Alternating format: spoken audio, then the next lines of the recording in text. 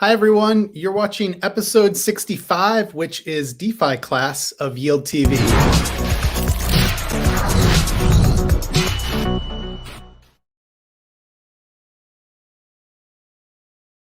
Okay, so welcome back. We just got off air with Chris from Badger DAO, and we're back. So we're going to be doing DeFi Class today, which is a weekly segment we do on beginner and advanced topics in DeFi. So today we're going to talk all about how to get started with yield farming, and we're going to cover quite a few topics here. I want to give some live examples of this. And before we do that, forgive me, I'm just going to retweet this link out because that's what we do to try to get more people engaged learning about DeFi. So give me just a sec here. And done. There we go. All right. So what we'll be covering today, here's the topics we've got lined up for you. So we're going to talk about what exactly is yield farming, try to define it. We'll give some common examples of DeFi apps involved in yield farming, how to calculate estimated return on liquidity, how to find and enter those farming opportunities, and then what are the risks. So let's get started then on what exactly is yield farming. So I'm going to pull up a slide here. This will be the one and only slide I have for today. Everything else will be live examples. And by the way, ask questions in the live stream.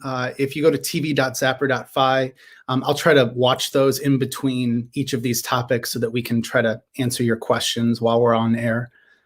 So here we go. All right, so what is yield farming? So I want to simply define this as, first off, it means to be able to earn multiple returns by participating in multiple applications or protocols at once.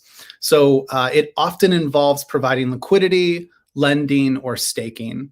It should only require an Ethereum wallet like MetaMask, and there's no KYC involved. There's no sign up per usual. All the usuals of DeFi. This should be permissionless and trustless to get involved. And then it should involve earning multiple forms of yield. So that would be something like lending interest. You could be earning trading fees, or sometimes called market making fees, or LP fees. And then it very commonly involves pooled inflationary rewards, which you would summarize as governance tokens. So that basically summarizes how I think about yield farming. You're participating in a program, but you're earning those multiple rewards. So let's pause there a moment. I'm going to check the comments, see if there's any questions. Okay, no questions so far, but feel free to chime in if you have any. All right, so we covered what is yield farming. Let's talk about some of the common applications that are involved in yield farming. First off, it very commonly involves being a liquidity provider. Most yield farming programs, the goal is to create liquidity for a token. And that's not always the case, but you will find very often that they are using Uniswap, SushiSwap, Curve, Balancer, and really any other automated market makers that become more popular in the future. So let's talk about some of the common examples of yield farming. So I'm going to go ahead and share my screen again. I'm going to show you first. Here we go. Okay, so what you're looking at here is Curve, which is an automated market maker. It is very popular for stable assets. Like in this case, this represents staked Ether by Lido. And then we just have good old regular native Ether to Ethereum. And what you can do in Curve is you can deposit either of these in any ratio, and then you are then a market maker. So if we look at the pool here, we've got about 70,901 Ether and about 74,000 staked Ether, which again is, it's a token that you get when you stake Ether with Lido. So what am I doing in this case? I am providing liquidity for someone to be able to trade between Ether and staked Ether. And when I hold that staked Ether, so if I'm a liquidity provider, in this case, I'd be about 48.92% exposed to Ether and about 51.08% to staked Ether. The staked Ether is earning staking rewards from the ETH2 beacon chain having been launched. There are rewards there that I would be earning. So that's one form of yield. So that's staking. The second form of yield is there's a fee when you trade in this pool. So when others go to Curve or they use Zapper Exchange or any other DEX aggregator, they would be paying 0.04% on every transaction. If I own, let's say, 1% of this whole pool, which is 206 million in liquidity, so I'd be doing pretty well if I owned 1% of that. But just for the sake of simplicity, if I own 1% of it, I'm going to earn 1% of the 0.04% in every transaction. So now I'm making market-making fees. So that's number two. The third reward that I could be earning then is the Curve token. So that's CRV, that's the Curve DAO. If I simply stake that, so by the way, I'm showing you this on Curve. I'm going to show you what it looks like in Zapper in just a moment, which is a little bit easier.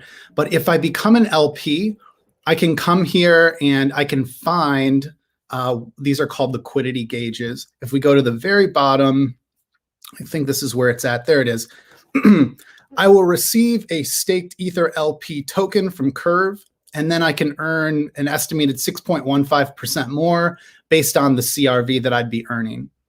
So there's my third reward. I'm earning a pooled token, an inflationary like token that's being rewarded to me for providing liquidity.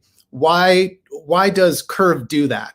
Curve does that because if you are participating in the Curve protocol as an LP, it signals that you are a voice that wants to be heard. And so they want to reward you with that CRV token. Now, a simpler way to go about this, let me go ahead and pull up Zapper here. Here we go.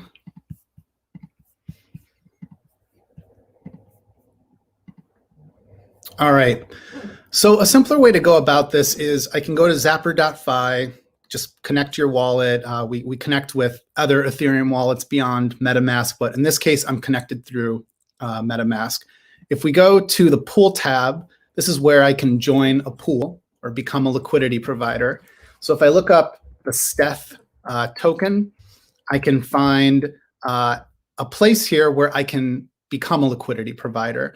So this is where I'm adding liquidity. I'm depositing what is going to be that ratio we talked about earlier. It's about 50-50 staked Ether and Ether. Now, if I start with just Ether, oops, let's do 0.5. It's going to cost me less in terms of transaction fees because what this Zap does, which is we call shortcuts in DeFi a Zap on Zapperfi. So this shortcut allows me to take my Ether and to add it to this Curve pool, and I'll end up with, again, a 50-50 ratio. So like 0.25 of this Ether will get split into the staked Ether. And then I've got this pool token. So actually, let's try to do this live right now. So I've got 0.05 ETH. I'm going to zap in. I can start with one of many other tokens here.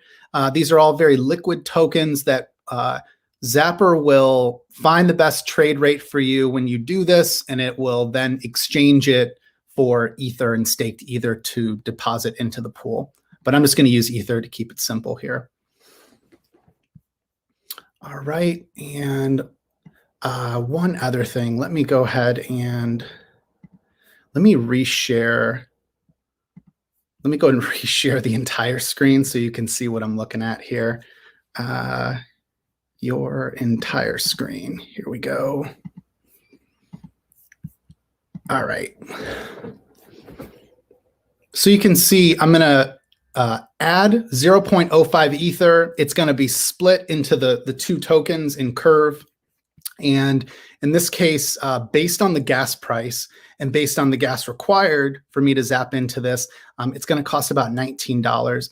Now, Zapper is using gasprice.now, or I'm sorry, gasnow.org, which I'm going to check on my phone here a sec just to see what it is. Gasnow.org is what helps us to provide these recommendations. It's not required. You can change this gas price. You can lower it and raise it according to like how long you're willing to wait to have this transaction confirm. I'm impatient, so I'm going to make it 58. Make sure it goes through here, and we'll hit that. All right. So now we're waiting for this transaction and others underline that zap to go through. So it just went through. We added 0.05 ETH now. All right, so this will, my dashboard here will refresh in a moment, which I think I'm just going to hit refresh just to speed it up here. Once that shows up, then I can then move over to the farm tab, and I can look. This is where I'm going to see that. There it is. There's the staked Ether curve LP. So what did I do? I started with Ether. I zapped in. I found the LP here so that I don't have to go to curve, and I can use an interface that's a little bit easier to use. I'm putting in 0.05. I confirm the transaction, and now I've got this under my current investments here. So you can see I have about $70 now worth of liquidity. Now, if I hop over to the farm tab, this is where if I flip, so the farm tab is an aggregator of different yield farming opportunities. And so if I flip show available to stake, it'll show me that I have this one LP that I could potentially stake. And so let's go ahead and do that. So we'll stake this, and I'm gonna do 2 transactions. So the first one is to approve the staked Ether, and I'm gonna choose the speed to be fast just so we can get through this really quickly. And here we go. I'm just going to double check the gas price. So again, I'm looking at gasnow.org. I look at this seconds before I click just to make sure that I have the most updated gas price, and this all looks good. So I'll hit confirm. All right, we'll let that run its course. And then the next transaction will be me actually staking. So once that goes through, then the second transaction is what actually stakes it. And then you'll see active farms loaded up with this opportunity. And I'll have the opportunity then in the future also to claim rewards. So end of day, what have I done here? I am, oh, there we go. I am participating in Curve, ETH2 staking, and I am earning multiple rewards. The Curve token, ETH2 staking rewards, and market making or LP fees that are paid to me for providing liquidity to that pool. So this is me stacking those rewards. Let's try to finish this off here. So the approval transaction went through. I'm going to hit confirm. So let me go ahead and click that. Same thing. I'm going to check and see what is the gas fee here. And you know what? I'm going to go ahead and skip this right now just for the sake of speed so we can move on to another example. But you get the idea. This is how one can start to gain exposure to yield farming. Another example of this is with SushiSwap. So let's go ahead and connect my wallet. And actually, let me go ahead and give me just a second. I'm going to reconnect here to my test wallet. Here we go.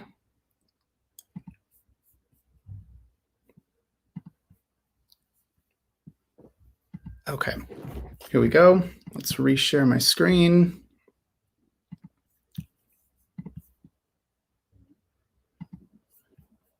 Okay, and let's go back to Zapper for a sec. One of the ways that I could then look for opportunities to participate in is I can look under farming opportunities, which is zapper.fi/farm. And let's say I have wrapped Bitcoin.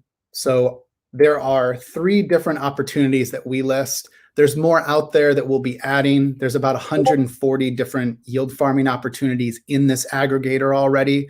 I would expect it's going to balloon to 500 to 1,000 in the next few months. So I look up wrapped Bitcoin, and in this case, I'm actually already in this pool. And let's say I want to get into the wrapped Bitcoin Ether Sushi Swap liquidity provision. So I could go back to the pool tab where I enter liquidity provisions, and I type that in. I look up wrapped Bitcoin ETH. There's one also for Uniswap. So I've got 2 different options here. The farming icon here indicates that there's a yield farming opportunity, which is what we identified in the farming tab. So if I go here to add liquidity here, or I've got it actually, I've got a reminder here of what I already have staked. So we'll add liquidity. Let's say I put in another 0.05, and then I would just click confirm. So that is what allows me to enter the liquidity provision. And then afterwards, I would go through that same step of staking it. So I would go to WBTC ETH, and this will be lit up with a stake option. And once I do that, I can then start earning this sushi reward, which the estimated ROI on that at this point is about 8.42%. That's based on the price of sushi. If sushi goes up in price, this will also go up in price. If it goes down in price, the ROI will go down. And so we're going to talk about that in a sec, how to estimate the return on liquidity when you participate in yield farming. So those are 2 really common examples. Both are involving automated market makers, or AMMs. One was Curve, the other one is Sushi Swap. Another really popular avenue is, of course, Uniswap. One of the most popular opportunities to participate in yield farming was going back to synthetics about a year or almost 2 years ago. What they were trying to do with synthetics was increase the liquidity of SNX. So what did they do? They created a liquidity pool in Uniswap, and then you were paid in SNX weekly for providing that liquidity. Like, that's how simple it actually is. It always comes back down to bootstrapping, increasing liquidity, and then rewarding those early participants with a governance token or some other token that allows them to have a voice in the future of the protocol. All right, so let's talk next then about how to estimate the return on liquidity. So let's go back to Sushi Swap in this case. Just stick with Sushi Swap to keep it simple. Okay. So if I am a liquidity provider, or I intend to become a liquidity provider, and we're talking about, let's look up one of the tokens here. Let's look up wrapped Bitcoin and Ether. So I can go here and I can find the total amount of liquidity, which is 541 million. And then on top of that, we have the last 24 hours of trading volume. This, which is like really what we're trying to get to, is the fees that one is earning. These are the fees that were earned over 24 hours. If you own, let's say, 1% of this liquidity, first off, you're doing really well. But secondly, if you own 1% of all that liquidity, you're earning 1% of those 24-hour fees. Now, this number, which is all dependent upon the volume, these numbers go up and down every 24 hours. I mean, you're obviously, like, it's dependent on how much activity there is. On very bloody market days, when there's a price drawdown, that volatility is indicative of more trading activity, and hence you'll see higher fees. So when someone is a liquidity provider, it's not the worst thing on a price drawdown, because you're very likely earning higher fees as a liquidity provider. So anyways, getting back to calculating the return on liquidity, I always, before I enter any opportunity, I look at the total amount of liquidity. How much am I going to be adding in? So let's pretend that I'm going to be adding in $1,000. I would divide that by 541 million. That's the percentage of the pool. Then I would say, how much would I earn in 24 hours based on today? And then if you want to go further with that, let's pretend I'm going to earn $1 every day. I would take 1 times 365. So I can annualize it, even though the volume and the fees are going to change every day. And so we're only doing this for the point of simplicity to calculate this. And now I have an expected annual return. And then I look at that and I say, okay, I'm going to earn, let's pretend $365 on $1,000 in a year. So that is 36%. That's how you go about that. The key is finding what's the total amount of liquidity in liquidity pools or a vault or whatever it is you're participating in. How much do you own of the pool or the vault or whatever it is? And then what are the fees that you're expected to earn? And you've got to annualize that, even though we all know that these fees in most DeFi money Legos are going to change a lot day to day. So this is, in my opinion, this is like one of the most conservative ways to try to come up with an estimated return on liquidity, which is what I'm referring to as ROL. All right, let's move on to the next topic. So how to find and enter farming opportunities. All right, so we're going to go back to Zapper. And let me just reshare my screen. Okay, so back in Zapper, this farming tab is a new release. And so you go to zapper.fi/farm, and let me add that in here so you can check out the new farming tab there. Once you're here, this is where I can start to rank opportunities and search based upon what exposure I want. Like what tokens and what protocols am I happy to participate in? So I could go here and say, again, wrapped Bitcoin, or you won't narrow it down much here with Ether. There's still, you can see there's about 100, there's 10 opportunities per page. So there's about 100 opportunities here with Ether. I could look by DAI. So start to look for tokens that one might want exposure to. And then another way to go about that is then you can rank by liquidity. For me, liquidity is indicative of where other people are trusting their funds. It doesn't mean that I should trust, those protocols, but it's helpful. It's definitely another variable to consider. I can also look at expected ROI. Keep in mind, if I have a liquidity provision, this estimated ROI is only based upon claiming the reward token. So I could have lots of impermanent loss, and that could ultimately hurt the net aggregate value of my liquidity provision. And then you can categorize by rewards here as well. Something that's coming is in the very near future, you're going to be able to enter these opportunities with different zaps or buttons here on the right-hand side. Right now, the only thing you can do is show available to stake, and it'll show you all the different LPs and tokens that you hold that are possible for you to use to start earning rewards. So if I had DAI in my wallet, if we go back to my dashboard, I just have Ether here. But if I had DAI, when I go to the farm tab, if I click show available to stake, pretend that I have DAI in there, it would lead me to these different opportunities because they involve DAI.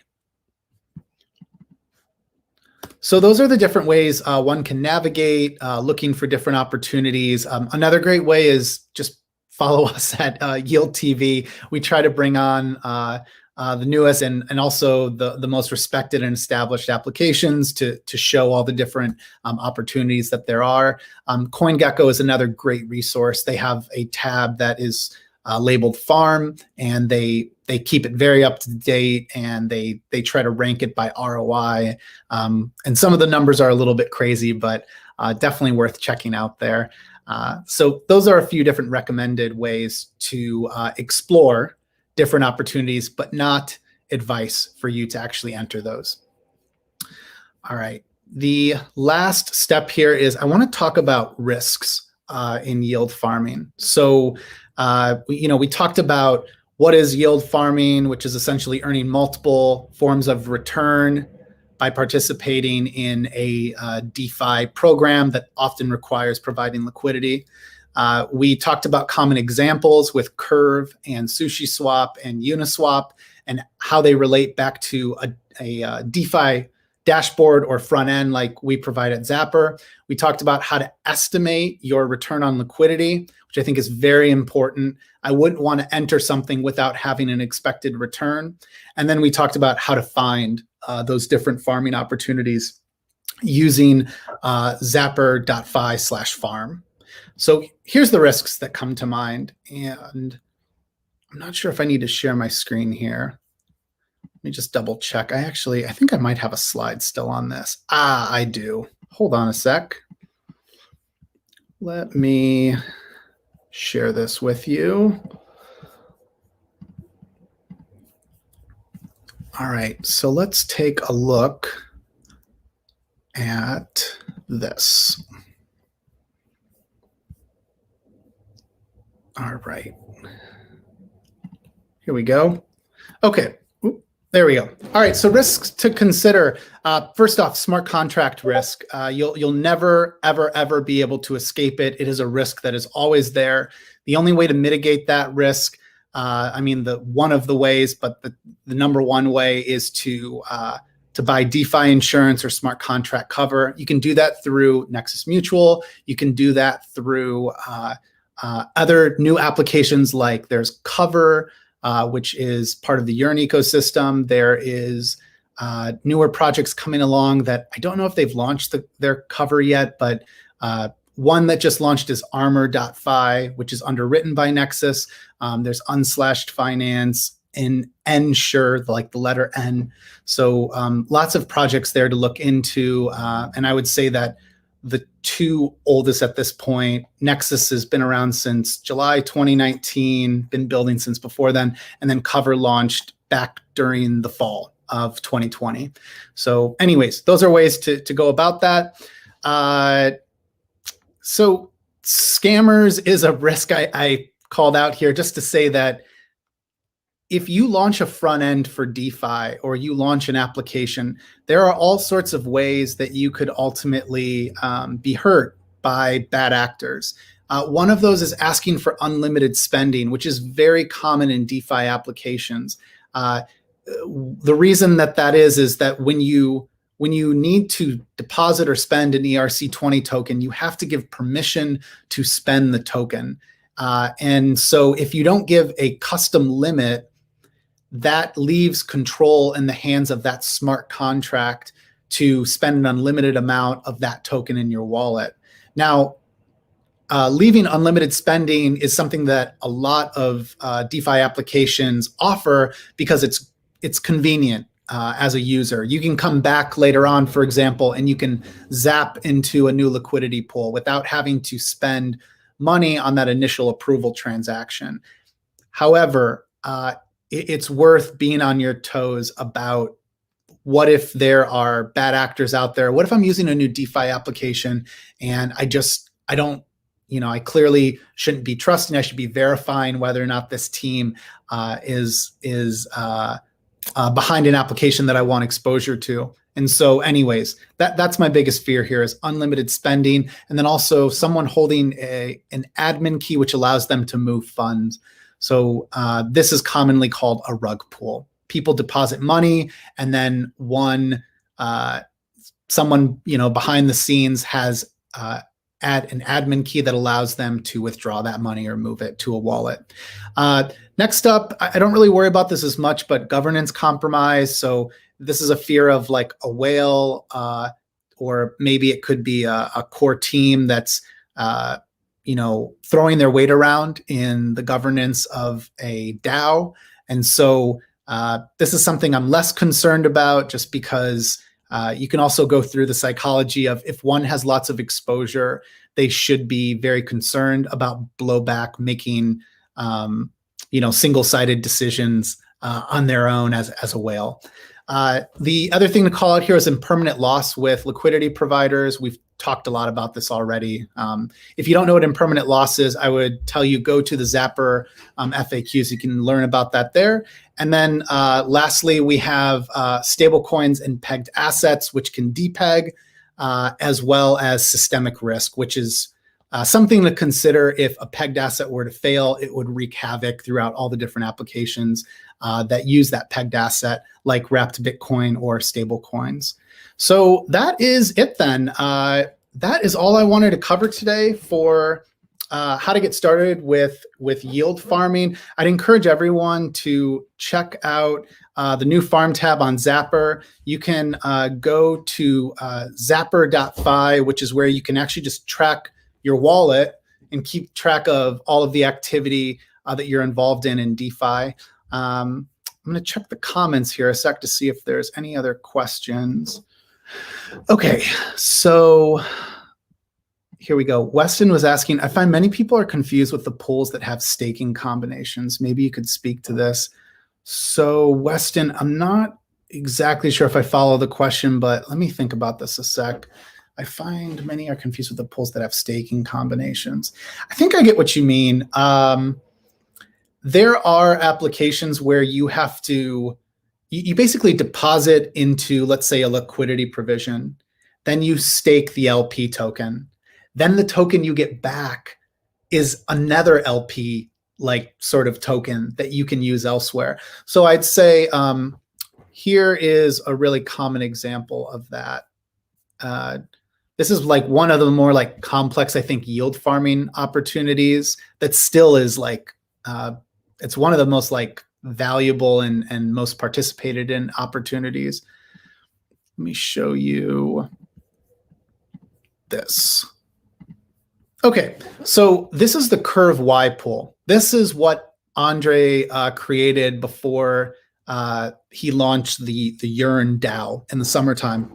So you can add stable coins, any one of these.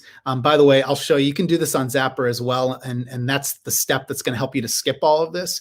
But if you provide liquidity, you're earning market making fees, you're earning lending interest. There's an underlying mechanism that's actually lending the tokens, and then you're earning the Curve DAO CRV Curve token.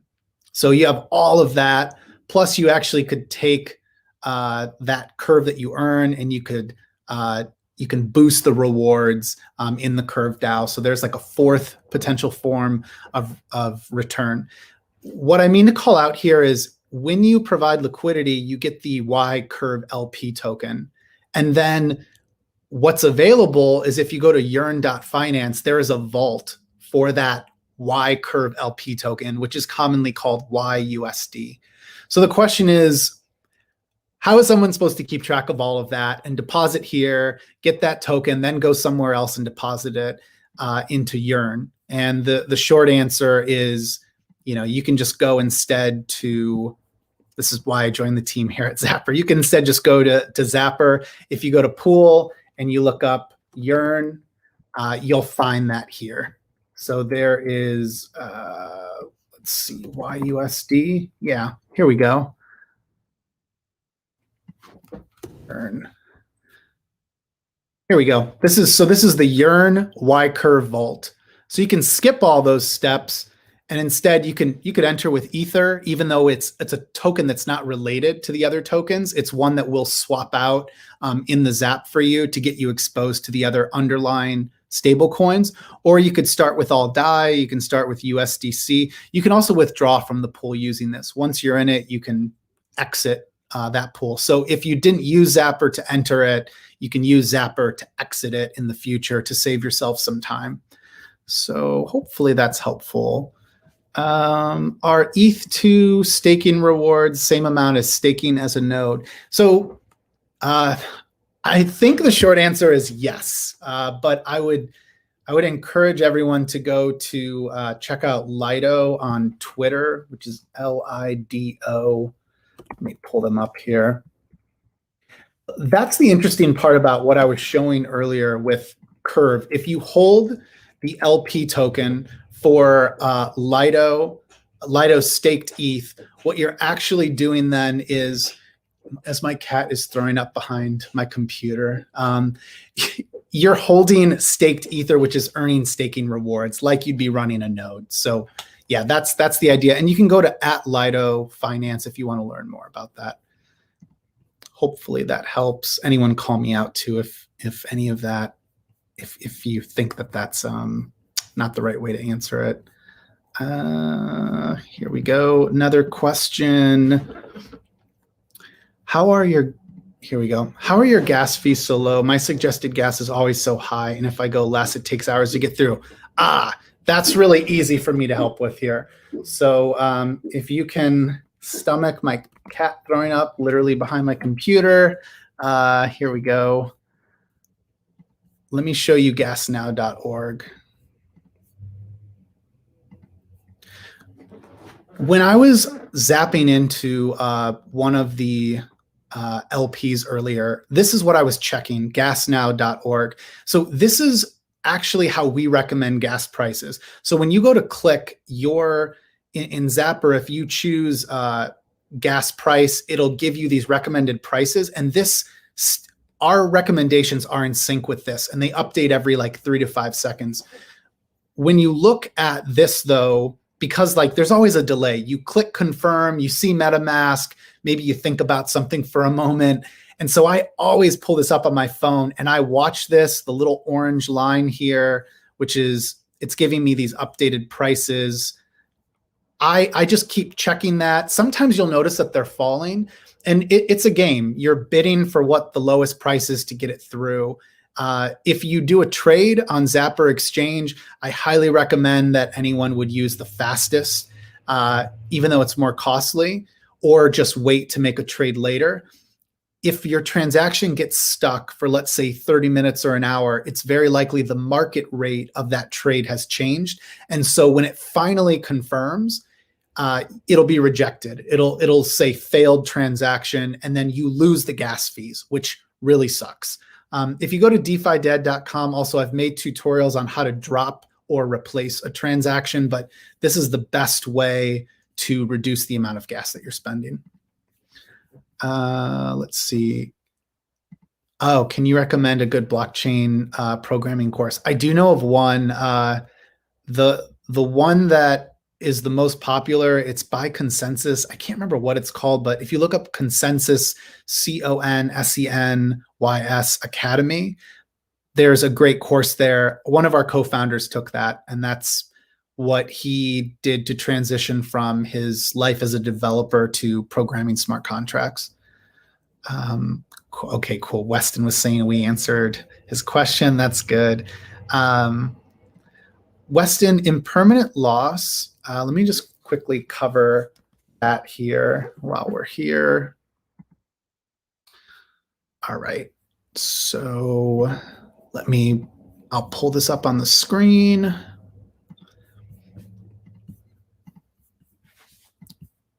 Okay.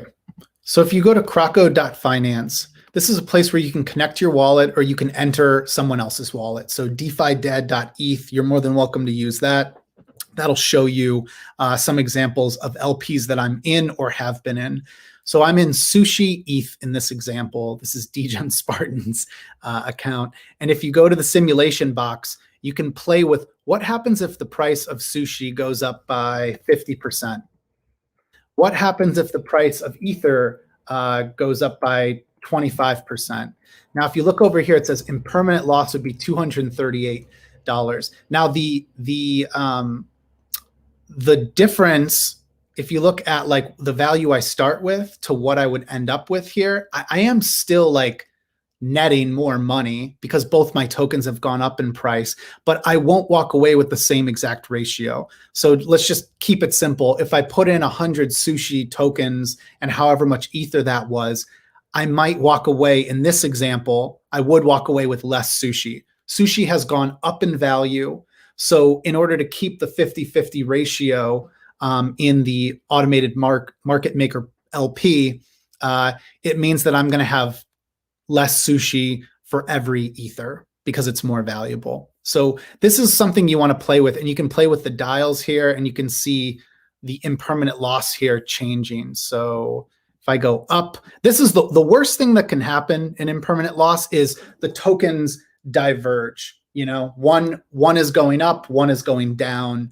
And now you're really feeling the hurt of impermanent loss. So one of the hardest things to understand is that volatility is great for generating, of course, volume and like trading fees. So as an LP, you're earning more, but your position is potentially being ruined by impermanent loss. And that is why yield farming programs often incentivize LPs with an inflationary token. They're paying you to feel that pain of impermanent loss so that they can build liquidity and also have you have a voice in their governance, since you're taking the risk of feeling that impermanent loss.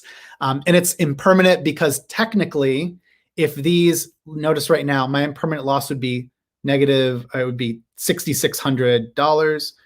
If we take these both back to 1, so they're 1 to 1, so they are following one another up, or I'm trying to see in the video, following each other up in price, following, or, you know, if you were, I can't do it, it's reversed here, but if they're basically staying in lockstep, you won't feel that impermanent loss. And it isn't a loss until you exit the liquidity provision. So that's why it's called impermanent.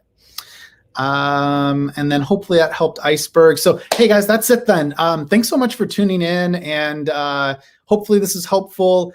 You can subscribe at tv.zapper.fi, follow at yield_TV on Twitter. Don't forget to try Zapper.